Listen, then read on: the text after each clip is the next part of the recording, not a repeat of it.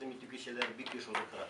Gülfiye Hanım uyuştura bile, Maladis halkın da jiya bile. Hem de bugünkü kişi başkalardan bir ayrılıptıra. Niçin ayrılıptıra? Çünkü biz bugün gördük pedagogi Tatar mektebini bitirgenler, pedagogik eğitimde okup çıkan hizmet hem pedagogi veteranlar bile şıraştık. Ben köpten izledirim, ben şu kişiler mea kirek edim, her sizin yanınıza kelimez var mı telefonlarınızla. Ben koyan tutundum izlerge, bu yıl ceykini karşıda garnizon magazin karşısında bırakpa, şırazmaya Tatar halkının ismini tutup kıvas sataydık.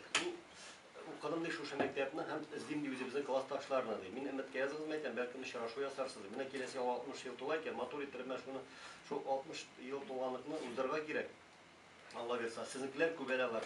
Ben ilk kapımda oturan motor ittir bildir yazıp yerge de telefonlarını jiyarga gerek kandidatlarından.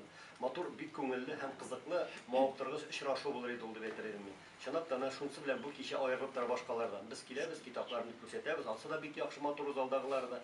Bugünkü şanap da ikinci türlü bitene, ikinci formatta uzatılan kişiler de betiredim.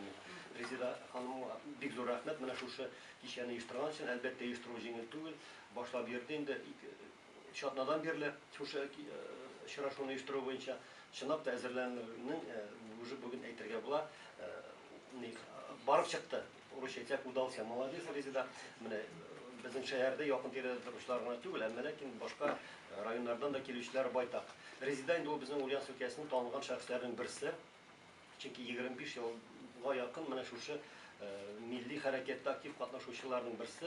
Hem o birden bir kişi bizden aytırak gerek Tatar tarihi bilen fenni yaptan şagalanan şahsların birisi. Ben şunu söyleyeyim başkalardan bir iki başka üstündürada. Biz var burada Tatar üçüncü turuşabız kimdir başka sırada kimdir ikincide erizide şun manasında fen işleklisi bular fenni yaptan Tatar tarihini, o melsin bir Tatarların tarihini İran'a taran şahsları bizim birisi.